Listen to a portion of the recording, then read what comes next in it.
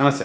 కాబట్టి ఆంధ్రప్రదేశ్ అంతా కూడా కర్నూలు జిల్లాకు సంబంధించినటువంటి కట్టాల నుంచి రామలింగ ఏదైతే స్కూల్ ఉందో ఆ స్కూల్లో ఒక పాప ఆత్మహత్య చేసుకుందని చెప్పేసి స్కూల్ యాజమాన్యం చెప్పుకురావడం జరిగింది. అయితే ఆ పాప తల్లి మాత్రం లేదు, మా పాపని మానభంగం చేసి స్కూల్ యాజమాన్యానికి సంబంధించినటువంటి వ్యక్తులు దాన్ని ఆత్మహత్యగా చిత్రీకరించారని చెప్పేసి గత 6-7 సంవత్సరాల నుంచి అందులో దోషులు ఎవరో వాళ్ళకి శిక్ష విధించారని చెప్పేసి పదే పదే వాళ్ళని ప్రాధేయపడడం, విజ్ఞప్తి తెలపడం, నిరసన చేపట్టడం చాలా చేయడం జరిగింది.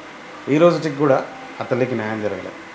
న్యాయం జరగకపోగా ఎప్పుడు జిల్లాకు వచ్చినా కూడా కర్నూలు జిల్లా పర్యటనకు వచ్చిన జగన్మోహన్ రెడ్డి గారు వీరిని హౌస్ అరెస్ట్ చేస్తున్నారు, ఇబ్బందులకు గురి చేస్తున్నారని చెప్పేసి ఆ తల్లి ఆవేదన నిత్యం కూడా వెలుగుస్తుంది.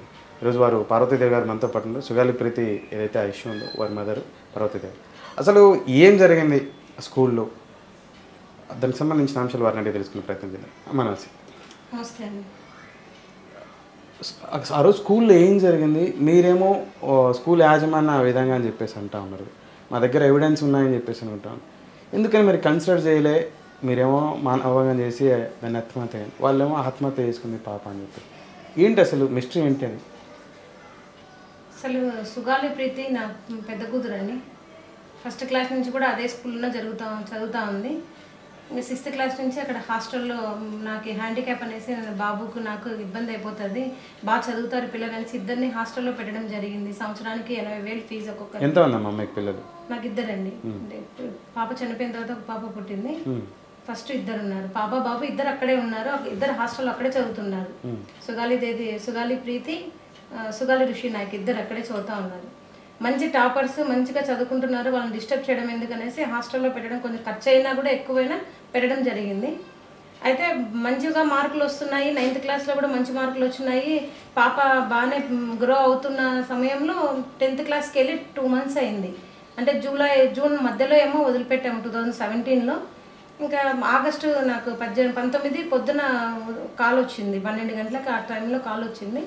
కాల్ వస్తే మీ పాప కళ్ళు తిరిగి పడిపోయింది, వచ్చి తీసుకెళ్ళండి అని అన్నారు. ఇంకా నేను హ్యాండిక్యాప్ కానీ వెళ్ళలేను కాబట్టి మా హస్బెండ్కి చెప్పడం జరిగింది. మా హస్బెండ్ అక్కడి నుంచి అక్కడికి వెళ్ళడం జరిగింది, స్కూల్ దగ్గరికి వెళ్ళడం జరిగింది.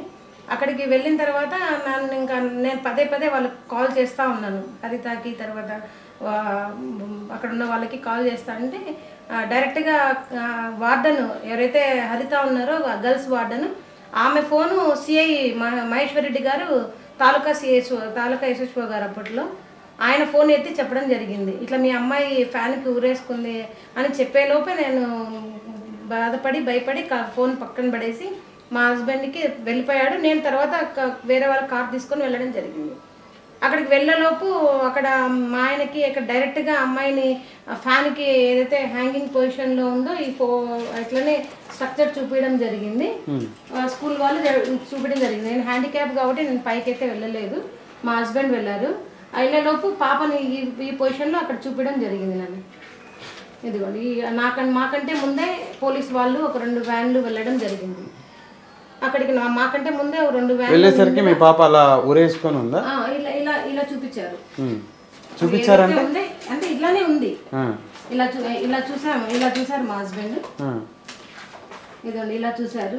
ఇలా చూసిన తర్వాత మా పాపని ఇంకా ఏమన్నా ప్రాణంతో ఉందేమో అనేసి మా హస్బెండ్ పోయి ఆ పాపను ఎత్తుకునే ప్రయత్నం చేస్తే రాలేదు అండి, అంటే బరువు ఉంది రాలేదు అన్నారు. ఇంకా కిందికి ఇంకా మా హస్బెండ్కి చెప్పుకుంటూ ఏదో కిందికి తీసుకొస్తున్నప్పుడు నేను అప్పటికే అక్కడ కింద ఉన్నాను. కింద ఉన్నప్పటికే వీళ్ళు స్కూల్ వాళ్ళు, ముసలివాడు తర్వాత దివాకర్ రెడ్డి ఇద్దరు ఉన్నారు అక్కడే. వాళ్ళు ఉండి నన్ను చూసి మా హస్బెండ్ బాధపడుతుంటే, ఈ అమ్మాయి పేరెంట్స్ చాలా అమాయకులే, ఏమి అమ్మాయి ఇంత పని చేసింది అన్నారు. అయిన తర్వాత మా హస్బెండ్ వస్తున్నారు. ముసలాయన వచ్చేసి కట్టమంచి రామలింగారెడ్డి స్కూల్ డైరెక్టర్ అండి, జనార్దన్ రెడ్డి. తర్వాత దివాకర్ రెడ్డి వాళ్ళ కొడుకు, రెండో కొడుకు. వారేంటి అక్కడ స్కూల్లో? ఆ స్కూల్లో వాళ్ళు నాకు అతను దివాకర్ రెడ్డి ఏం చేస్తాడో తెలియదు, జనార్దన్ రెడ్డి ఒకటి డైరెక్టర్ అని తెలుసు. అక్కడ అతనికి అక్కడ దివాకర్ రెడ్డికి అసలు యాక్చువల్గా అది ఒక స్కూల్ లాగా లేదు నరసింహ గారు. అది స్కూలు, బిఎడ్ కాలేజు, దాని తర్వాత అక్కడ బయటికి కనిపించేవి లోపల లేదు.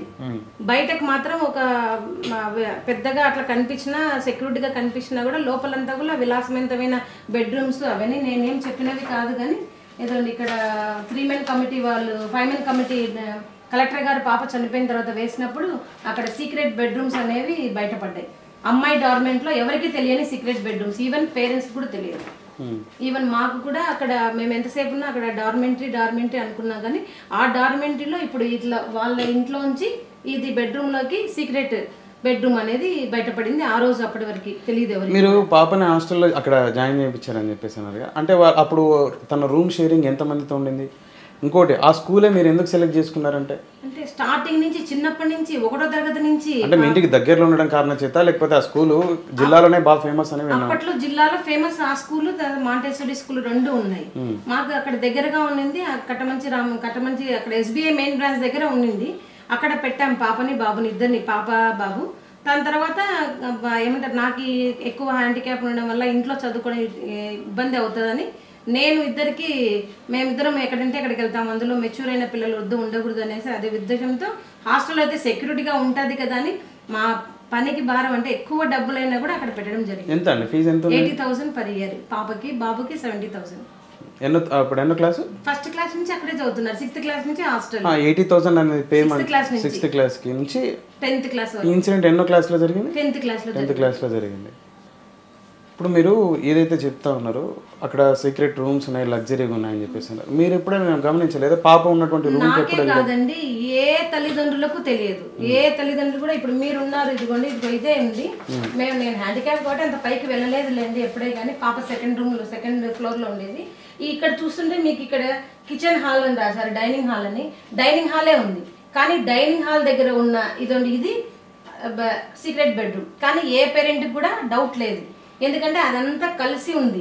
ఈ డోర్కి అటాచ్డ్ అవతల వాళ్ళ ఇంటి డోర్ ఉంది. అది ఎప్పుడు బయటపడింది? ఈ 5 మెన్ కమిటీ ద్వారా అప్పుడు బయటపడింది తప్ప అప్పటి వరకు గత ఎన్ని సంవత్సరాల నుంచి అలా స్కూల్ కి అంటే బ్యాక్ సైడ్ లో వాళ్ళ ఇల్లు ఉంది, వాళ్ళ అటాచ్డ్. అదే ఇదే చూడండి, ఇదే బెడ్రూమ్. ఈ బెడ్రూమ్ ఎందుకు ఉంటుంది?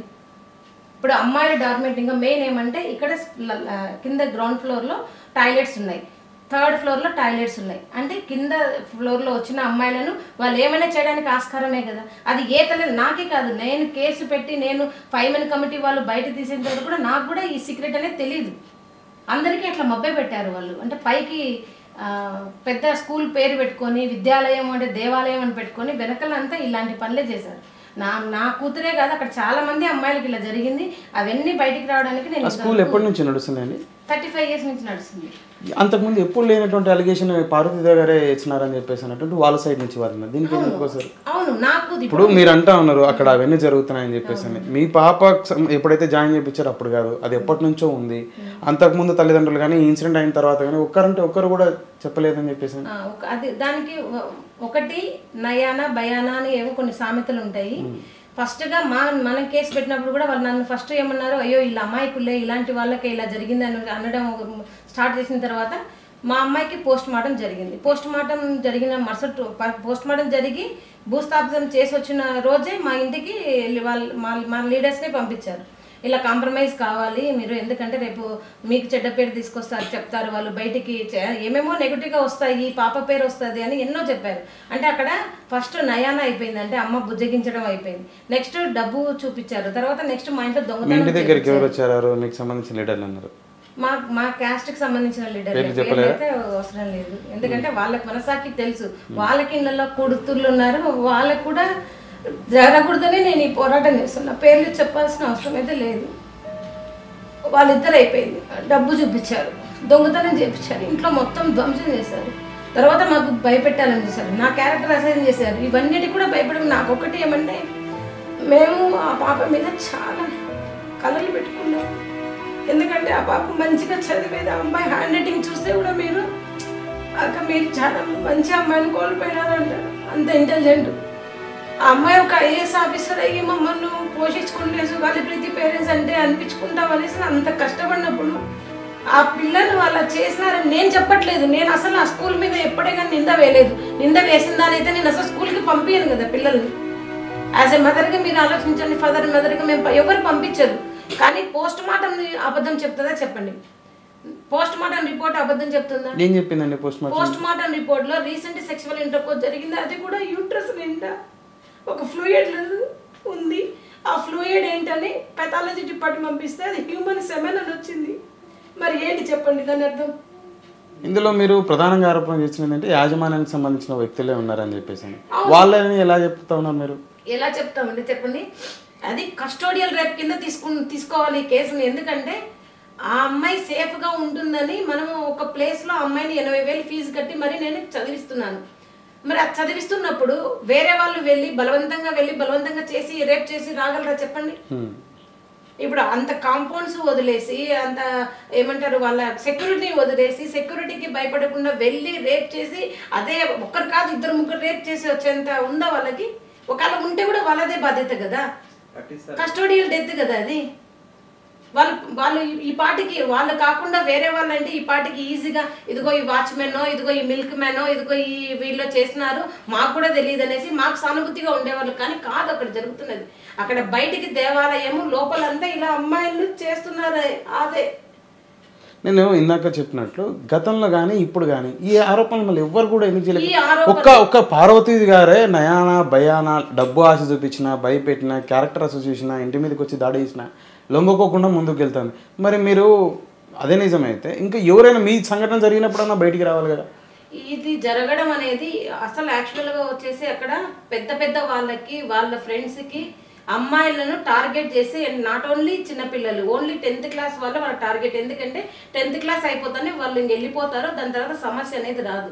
ఎందుకు చాలా జరిగాయి, చాలా మిస్సింగ్లు కూడా ఉన్నాయి. నేను దానికోసం చాలా పరిశోధిస్తున్నాను కానీ నా వల్ల కావడం లేదు. అందుకనే సిబిఐకి వెళ్ళాలా అని చెప్తున్నాను. ఎందుకంటే చాలా మంది ప్రతి సంవత్సరం వెళ్తూనే ఉన్నారు. కానీ బయటికి ఏమంటే ఇప్పుడు నేనున్నానండి, నేను నిజంగానే ఇప్పుడు ఏదో పిచ్చో గిచ్చో ఏదో పట్టి నన్ను అన్న వాళ్ళే ఏమని ఏమమ్మా నీకు కాలు బాగలేదు, ఇంకా 2 పిల్లలు ఉన్నారు, నీకేమైనా బతకాలని ఉందా లేదా, ఎందుకు ఇంత ముందుగా పోతున్నావు, ముందుకి ఏదో ఒకటి ఇంకా జరిగిపోయింది కదా, మీ పాప ఒకటేనా, చాలా మంది వాళ్ళ చేతుల్లో చనిపోయినారని చెప్పిన వాళ్ళు ఉన్నారు. వాళ్ళు బయటకు వచ్చి చెప్పరు, రండమ్మ మాతో చెప్పనంటే చెప్పరు. ఇప్పుడు చాలా మంది అలా చనిపోయిన వాళ్ళు ఉన్నారు. ఇప్పుడు ఇంకొకటి ఏమంటే ఎక్కడే కానీ అక్కడ ముందు జరిగినవన్నీ ఏవి పోస్ట్ మార్టం వరకు వెళ్ళలేదు. మాదొకటి పోస్ట్ మార్టం వరకు వెళ్ళింది. మా పోస్ట్ మార్టంలో కూడా ఏం జరిగిందంటే వాళ్ళు మాట్లాడుకున్న అంటే ఇప్పుడు పోస్ట్ మార్టం జరిగేటప్పుడు కూడా ఇది సూసైడ్ కింద ఇవ్వాలనేసి డాక్టర్ లక్ష్మీనారాయణ అని హెచ్ఓడి అతను ఉన్నాడు, హెచ్ఓడి ఏది పోస్ట్ ఫోరెన్సిక్ హెచ్ఓడి, అతన్ని కలిసి కన్సల్ట్ అయ్యి సూసైడే ఇవ్వాలనే డిసైడ్ అయ్యారు. అలా సూసైడ్ ఇవ్వాలనే మూమెంట్లోనే ఈ స్టూడెంట్ లీడర్స్ వాళ్ళు చాలా మంది వాళ్ళ మీద అలిగేషన్స్ ఉన్నాయి. హెచ్ఓడి అతను పోస్ట్ మార్టం చెయ్యడు నాన్న, అసలు అతను పోస్ట్ మార్టం చేసేది ఏమంటే ఇట్లాంటివి ఏమైనా ఫేక్ రిపోర్ట్స్ ఇవ్వాలంటే పోస్ట్ మార్టం చేస్తాడు. ఇప్పుడు ఎవరైనా సరే ఒక డ్యూటీ రోస్టర్ ఇచ్చిన తర్వాత ఆ డ్యూటీ డాక్టర్ చేస్తారా లేదంటే స్పెషల్గా వచ్చి హెచ్ఓడి చేస్తాడా? ఆ డ్యూటీ డాక్టర్ చేయకుండా అడ్డుపడి ఆ డ్యూటీ డాక్టర్ చేయకుండా అడ్డుపడితే అప్పుడు వీళ్ళందరూ మేమందరం ప్రశ్నించగా అప్పుడు అతను అప్పటికే ఫుల్గా తాగి వచ్చినాడు. హెచ్ఓడి ఫుల్గా తాగి డాక్టర్ బి లక్ష్మీనారాయణ. అతని హిస్టరీ చూసుకుంటే 2016లో 2007లో 2008లో కూడా వాళ్ళ కో స్టాఫ్ని రేప్ చేసి నేను అమ్మాయిని అనుమతించిన అని చెప్పుకొని సస్పెండ్ అయిన వ్యక్తి ఇలాంటి కేసులకు మాత్రమే బయటకు వచ్చి చేస్తాడు. అలాంటి వ్యక్తి వచ్చినప్పుడు అతను ఫుల్గా ఇట్లా డ్రింక్ చేసి పడిపోతున్నాడు. ఇంకా అలాంటి వ్యక్తి వెళ్తున్నప్పుడు మేము అడ్డుకోవడం జరిగింది. అప్పుడు డ్యూటీ రోస్టర్ ఎవరు నువ్వేనే చేస్తున్నావు అని అడిగితే లేదు డ్యూటీ రోస్టర్లో డాక్టర్ శంకర్ ఉన్నారంటే ఆయన పోస్ట్ మార్టం చేయడం జరిగింది. అంటే ఇదంతా ఎవరు కుట్ర చెప్పండి? ఇప్పుడు నిజంగా మా పాపకే చనిపోయింటే నువ్వు నాకు డబ్బు ఇవ్వాల్సిన అవసరం లేదు, నువ్వు నిరూపించుకో. నాకు డబ్బు ఇవ్వాల్సిన అవసరం లేదు, నన్ను బెదిరించాల్సిన అవసరం లేదు, నన్ను క్యారెక్టరైజేషన్ చేయాల్సిన అవసరం లేదు కదా. డబ్బు ఎంత మీకు ఆఫర్ చేశారు? నాకు 2 crores ఆఫర్ చేశారు. ఇష్యూ నుంచి సరెండర్ అయిపోయింది. చంపుతామని కూడా బెదిరించారా? ఆల్రెడీ మాకు విజయవాడ పోయేటప్పుడు చిన్న యాక్సిడెంట్ అయింది. అంటే అది మరి మేమైతే వాళ్ళు తప్ప మాకెవరు శత్రువులు. ఇంటి మీద దాడికి వచ్చినారని చెప్పేసి ఆ రోజు మరి ఏం చేశారండి? ఆ రోజు పాప చనిపోయి 1 month లోపు ఏదో శారీ కట్టుకురావాలని వెళ్తే అప్పటికి ఇంట్లో మార్నింగ్ వచ్చి చూసే లోపలికి మొత్తం ఇళ్ళంతా పగలు కొట్టేసి బీరువా పగలు కొట్టేసి మా విలువైన వస్తువులు ల్యాప్టాప్ యాంటీక్యాము ఆ పిల్ల అసలు ఆ పిల్ల చిన్నప్పటి నుంచి నాకున్నవన్నీ ఫొటోస్ అప్పట్లో మాకేం లేవు. చిన్న కెమెరా ఒకటి ల్యాప్టాప్ ఉంటే కూడా ఆ ల్యాప్టాప్ కెమెరా తీసుకెళ్లారు. దాని మీద ఎఫ్ఐఆర్ చేస్తే అది రికవర్ చేసి ఏంటి సార్ నాకు ఏమొద్దు, డబ్బులు పోయాయి, పట్టు చీరలు పోయాయి, నగలు పోయినాయి, అవేమొద్దు సార్ నాకు ఆ ల్యాప్టాప్ ఒకటి ఇప్పిమంటే కూడా కనికరించలేదు హైవో గారు. అట్లా అన్నీ స్మాష్ చేయడానికి చూసినారు. ఇంకా నాకు మిగిలింది ఏమంటే ఈ పోస్ట్ మార్టం రిపోర్ట్స్, ఈ సైలెంట్ ఏమంటారు ఈ మన డాక్యుమెంట్ ఎవిడెన్సెస్ అన్ని నా దగ్గర ఉండడం వల్ల శంకర్ గారు పోస్ట్ మార్టం రిపోర్ట్ చేయడం వల్లనే అది బయటకు వచ్చిందంటారా? అయితే శంకర్ ద్వారా నేను చెప్పట్లేదు, ఆ పీరియడ్లో ఆయన డ్యూటీ డాక్టర్ కాబట్టి ఆయన చేయడం వల్ల ఇంకొకటి ఏమంటే అప్పుడు మేము మా పర్మిషన్ తీసుకున్నారు. ఏమని మామూలుగా మేమైతే కనుక వీడియోలో చేయమన్నాము, అంటే ఆ పోస్ట్ మార్టంని వీడియో చేయమన్నాము. అది కుదరదు అనేసి, ఎందుకంటే ప్రైవేట్ పార్ట్స్ అవన్నీ చూపించాల్సి వస్తుంది కాబట్టి ఆయన మాతో ఒక అనుమతి లెటర్ తీసుకున్నారు. ఆ అమ్మాయి పార్ట్స్ ప్రైవేట్ పార్ట్స్ కానీ పోస్ట్ మార్టంలో మీకు పెడతాను అనేసి, దానికి మాకు అంగీకారం కావాలంటే న్యాయం కోసం మేము ఏమైనా చేస్తామని ఆ అనుమతి పత్రం ఇవ్వడం జరిగింది. అప్పుడు పోస్ట్ మార్టం రిపోర్ట్లో ఒక్కొక్కటి ఎక్స్ప్లెయిన్ చేస్తూ అతను పోస్ట్ మార్టం రిపోర్ట్లో ఫొటోస్ని పిక్ చేస్తూ నిజాన్ని రాయడం జరిగింది. శంకర్ గారు. అవును. సో మీరు శంకర్ గారిని ఎప్పుడైనా కలిసారా? లేదండి, అట్లా కలవకూడదు కదా. మరి వారికి ఏమైనా ప్రాబ్లమ్స్ అయ్యా ఈ రిపోర్ట్ ఇవ్వడం కారణం? మాకు తెలియదు. వారు మీకు ఎప్పుడు ఎప్పుడు కాదు కానీ బయటకి వచ్చినది ఏమంటే ప్రతి ఒక్కరు పిలిచడము, ఆయనను ఇది సూసైడ్ గానే ఇవ్వమని ఒత్తిడి చేయడము, సస్పెండ్ చేశారు సిఐడి అనే వాళ్ళు బయటకు వచ్చిందండి. ఎవరు? శంకర్ గారు. శంకర్ గారిని ఇది ఇస్తావా, ఇట్లా సూసైడ్ అని చేసి ఇస్తావా, లేదు అంటే నేను సస్పెండ్ చేస్తాం, ఏమైనా చేస్తామని బెదిరించి అతను నాకు ఎథిక్స్ ఉన్నాయి, మోరల్ ఎథిక్స్ ఉన్నాయి, నేను అలా ఇవ్వను అని చెప్పడం జరిగిందని నా కేసుకు వెన్నంటి ఉంటున్న బాలసుందరం గారి ద్వారా నాకు ఆ విషయం తెలిసింది. ఆయనను సస్పెండ్ చేశారు. ఇక్కడ కర్నూలు పెద్ద ఆసుపత్రి నుంచి సస్పెండ్ చేశారు. అవును. తర్వాత వారికి మళ్ళీ ఇవ్వలేదండి? మనకు తెలియదండి. వారు మిమ్మల్ని అప్రోచ్ అవ్వాలి, ఈ కేసు మీద ఎప్పుడు స్పందించాలి? మీరు ఇంత పెద్ద ఎత్తున పోరాటం చేస్తాం, మీరు కూడా వారిని ఎప్పుడు కలిసే ప్రయత్నం చేయాలి. సరే, ఇప్పుడు ఇంత జరుగుతుంది కదా, మీకు ఆ రోజు ఎవరైతే స్టూడెంట్ లీడర్స్ ఉన్నారని చెప్పేసి, తర్వాత మళ్ళీ కొందరు ఉద్యమకారులు, తర్వాత కొన్ని పార్టీకి సంబంధించిన నాయకులు వీళ్ళు వచ్చి జాయిన్ అవ్వడంతో ఈ సమస్య ఇంకా జటిలంగా మారింది అనుకున్నారా, లేకపోతే న్యాయం వైపుగా ముందుకెళ్ళింది అనుకుంటారా? నేను ఒకటి అనుకుంటున్నాను నరసింహ గారు, ఈరోజు మీరు ఇక్కడికి వచ్చినారు అంటే కాస్త కూస్త ఈ కేసు ఎక్కడో చోట నిలబెడదాము, లేకపోతే నీ చేతనంతా సాయం చేద్దామని. ఆ రోజు కూడా నాకు ఒంటరిగా ఉన్న నాకు, మా హస్బెండ్కి నాకు లోకం గురించి ఏమీ తెలియదు. అప్పుడు ఎంతసేపు ఉన్నా మా ఇల్లు పని తప్ప, ఒక హ్యాండిక్యాప్ బాగా బతుకుతున్నాం చాలు అంతవరకే అనుకున్నాము. కానీ నాకు బయట సిఐ పోలీస్ స్టేషన్లు ఇవి ఏమీ తెలియని పరిస్థితుల్లో ప్రతి ఒక్కరూ నాకు చిన్న పెద్ద అని లేదు కానీ మహిళా లీడర్లు వచ్చారు, కుల సంఘ పెద్దలు వచ్చారు, మా స్టూడెంట్స్ లీడర్స్, ఆర్గనైజేషన్స్ వాళ్ళు, క్యాస్ట్ వాళ్ళు అందరు కూడా నాకు గట్టి సపోర్ట్ ఇచ్చారు. ఆ సపోర్ట్ ఇచ్చిన తర్వాత అంటే ఒకరి పాత్ర కొంతవరకే ఉంటుంది, దాని తర్వాత ఇంకొక దానికి అయిపోతుంది. అప్పుడు వాళ్ళకి ఇప్పుడు నాకంటే నాకు ఒక్క కేసే ఉంటుంది, ప్రీతి కేసు మాత్రమే నాది. వాళ్ళకి అట్లా కాదు, లీడర్స్కి వాళ్ళకి ఎన్నో కేసులు వస్తుంటాయి, ప్రీతి తర్వాత ఇంకొకటి వస్తుంది, అలా వాళ్ళు కేసుల ద్వారా వెళ్ళారు. కానీ నాకేమి జటిలము కాలేదు అని అట్లేం కాలేదు. నేను అంటున్నదంటే జిల్లాకు సంబంధించిన కొందరు నాయకులు మీ ఇష్యూ మీద ఫైట్ చేస్తున్నాం, మీకు సపోర్ట్ ఉంటున్నాం అని చెప్పేసి అని వాళ్ళు డబ్బులు క్యాచ్ చేసుకున్నారు అనేది ఉంది. ఇప్పుడు మందకృష్ణ మాదిగ గారు కానీ లేకపోతే పవన్ కళ్యాణ్ గారు వచ్చి మీకు సంబంధించినటువంటి ఇష్యూ మీద వాయిస్ ఇవ్వడం జరిగింది. ఒక ర్యాలీ కూడా తీసి పవన్ కళ్యాణ్ గారు అయితే ప్రీతికి జస్టిస్ జరగాలని చెప్పేసి వీళ్ళు రావడంతో ఏమైనా న్యాయం జరిగిందని మీరు భావిస్తున్నారు? న్యాయం జరిగిందని నేను అంటే ఇప్పుడు నేను ధర్నాలు చేశాను, 2 సంవత్సరాల వరకు ధర్నాలు చేశాను. ప్రతి ఒక్క జిల్లాకి వెళ్ళి ప్రతి ఒక్క ఆఫీసర్ ఏదో ఒకటి హెల్ప్ చేశారని ప్రతి ఒక్క నాయకుడి దగ్గర అందరి దగ్గర కూడా ఫైల్స్ ఇవ్వడము చెప్పడము జరుగుతూ వచ్చింది. అయితే నేను జగన్మోహన్ రెడ్డి గారు అప్పట్లో ప్రతిపక్ష నాయకుడిగా ఉన్నారు. మరి ఆయన్ను కూడా నేను గుంటూరులో కలిశాను, ఏమంటారు పాదయాత్రలో ఉన్నప్పుడు కలిశాను. అమ్మ మన ప్రభుత్వం లేదు కదా, మన ప్రభుత్వం వచ్చినప్పుడు మీకు ఖచ్చితంగా న్యాయం చేస్తానని మాట ఇవ్వడం జరిగింది. దాని తర్వాత కూడా మళ్ళీ చంద్రబాబు నాయుడిని కలిశాను, లోకేష్ బాబుని కలిశాను. తర్వాత కూడా ఏది మన మందకృష్ణ మాదిగ గారిని మేము హైదరాబాద్కి వెళ్ళి చంద్రబాబు నాయుడు గారిని లోకేష్ గారిని ఎప్పుడు కలిశారు? చంద్రబాబు నాయుడు గారిని మేము 2017 సెప్టెంబర్లో కలిసాము. ఆ డేట్ అయితే ఐడియా లేదు కానీ అప్పుడు ప్రపంచ నోబెల్ గ్రహీత ఆయన సునీత గారు వచ్చారు, డాక్టర్ సునీతన్ గారు ఇక్కడికి వచ్చారు కర్నూలుకి. అప్పుడు మమ్మల్ని మేము కలిసాము ఆయనని. అప్పుడు కలిసినప్పుడు అతను లేదమ్మా న్యాయం చేస్తాం ఖచ్చితంగా మీకు అని చెప్పడం జరిగింది. తర్వాత ఆ రోజే వీళ్ళని అరెస్ట్ చేశారు. ఏదైతే A2 A3 ఉన్నారో అంటే ఏదైతే జనార్దన్ రెడ్డి కొడుకులు హర్షవర్ధన్ రెడ్డి దివాకర్ రెడ్డి ఉన్నారో వాళ్ళనిద్దరిని నెల తర్వాత ఇన్సిడెంట్ జరిగిన నెల తర్వాత వాళ్ళని అరెస్ట్ చేయడం జరిగింది. మీరు అప్పుడు చంద్రబాబు నాయుడు గారిని కలిసారా? ఆ రోజు కలుస్తామని చెప్పేసి ఆ రోజే అరెస్ట్ చేశారు సాయంత్రం. లోకేష్ గారిని కలిసిన తర్వాత వారేం చెప్పుకొచ్చారు? ఆయన కూడా చేస్తామని చెప్పారు. మీరు చంద్రబాబు నాయుడు గారిని కలవడానికి పోతా ఉంటే ఈ విధంగా జరిగిందని చెప్పేసి అది అరెస్ట్ చేశారని చెప్పి అంటే ఇందులో చంద్రబాబు నాయుడు గారు వారికి లేకపోతే తెలుగుదేశం ప్రభుత్వం వారికి సపోర్టెడ్గా మద్దతుగా నిలవలేదనే అభిప్రాయం మీకు ఏమైనా ఉందా? ఎవరికి? చంద్రబాబు నాయుడు గారిని కలవడానికి మీరు వెళ్తా ఉంటే వారు అరెస్ట్ అయ్యారని చెప్పేసి అంటాం. అంటే వాళ్ళ సపోర్టు, చంద్రబాబు నాయుడు గారి సపోర్ట్ కానీ తెలుగుదేశం సపోర్ట్ లేదని ఆ రోజు మీరు ఏమైనా భావిస్తారా? నేను సపోర్ట్ అని చెప్పండి. నేను ఎవరిని కూడా ఇప్పుడు డైరెక్ట్గా సీఎంఏ ఈ కేసులో ఇన్వాల్వ్ అని చెప్పట్లేదు. ఈ సీఎం కావచ్చు, పోయిన సీఎం కానీ ఈ స్కూల్ వాళ్ళు చాలా బలవంతులు, ధనవంతులు, క్యాస్ట్ రెడ్డి క్యాస్ట్ ఉన్న వాళ్ళు. వాళ్ళకి వచ్చేసి ఈ మాండ్ర శివానంద రెడ్డి అనేసి ఎవరైతే నందికొట్కు నియోజకవర్గం తెలుగు ఇన్ఛార్జి ఉన్నారో తెలుగు పార్టీ, అతను తెలుగుదేశం పార్టీ, అతను వచ్చేసి వీళ్ళకి సపోర్ట్గా నిలబడ్డారు. మమ్మల్ని అంతా కూడా భయభ్రాంతులు గురి చేయడం కానీ, లేదంటే కనుక వీళ్ళని అరెస్ట్ చేయకుండా ఉండడం కానీ, వీళ్ళని దాచిపెట్టడం కానీ అతని ద్వారానే జరిగింది. దాని తర్వాత పవన్ కళ్యాణ్ గారిని అప్రోచ్ అయ్యాము. పవన్ కళ్యాణ్ గారిని ఎందుకు అప్రోచ్ అయ్యామంటే ఇక్కడ నాకు చేయలేదు కాబట్టి నేను అక్కడికి వెళ్ళాల్సి వచ్చింది. ఇక్కడ నాకు న్యాయం జరిగితే కనుక నేను ఎవరి దగ్గరికి వెళ్ళాల్సిన అవసరం లేదు.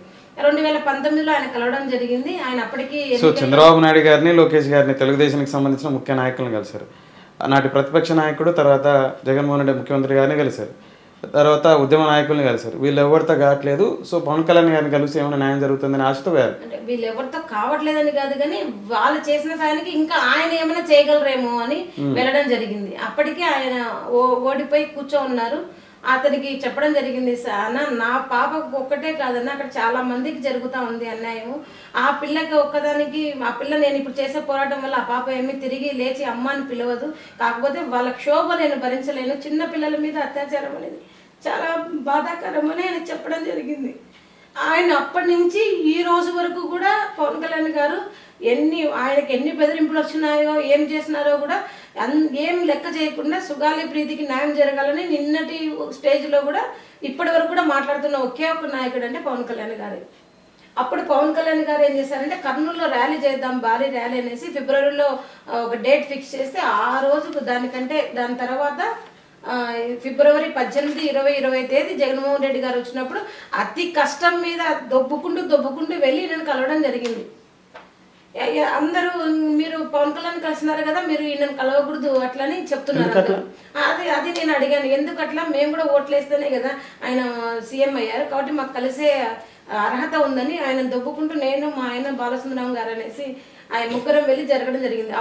అప్పుడు తీసిన ఫోటో ఇది. అప్పుడు చెప్పారు ఆయన అక్కడ ఆ రోజు ఏం చెప్పారు, అమ్మ మీకు న్యాయం జరగాలి, ఏం జరగాలి, సిబిఐకి రావాలి అమ్మ, సిబిఐకి నేను ట్రాన్స్ఫర్ చేస్తాను, జీవోస్ ఇస్తున్నాము, ట్రాన్స్ఫర్ చేస్తాము అని చెప్పేసి ఆయన పక్కనున్న ఓఎస్డి ధనుంజయ రెడ్డి గారు ఆయనకి నెంబర్ ఇచ్చి ఇదో వీళ్ళని మళ్ళీ ఒకసారి తీసుకురండి, అక్కడ ఆ స్కూల్లో జరుగుతున్నవి చాలా ఉన్నాయి సార్, మీకు మేము చెప్పుకోవాలని ఇదిగోండి ఇట్లా అడగగా ఆయన చెప్పింది ఏమంటే ఆ ఓఎస్డి ధనుంజయ రెడ్డి గారి నెంబర్ తీసుకొని వీళ్ళని అపాయింట్మెంట్ చేసి తీసుకురమ్మని చెప్పారు. అది ఎప్పుడు 2020 ఫిబ్రవరి 18. ఇప్పటి వరకు తీసుకోవడం కాదు కదా ధనుంజయ రెడ్డి గారు, ఇదిగో ఇప్పుడే లైన్లో కావాలంటే లైవ్లో ఫోటో అది కాల్ చేస్తాను మాట్లాడండి.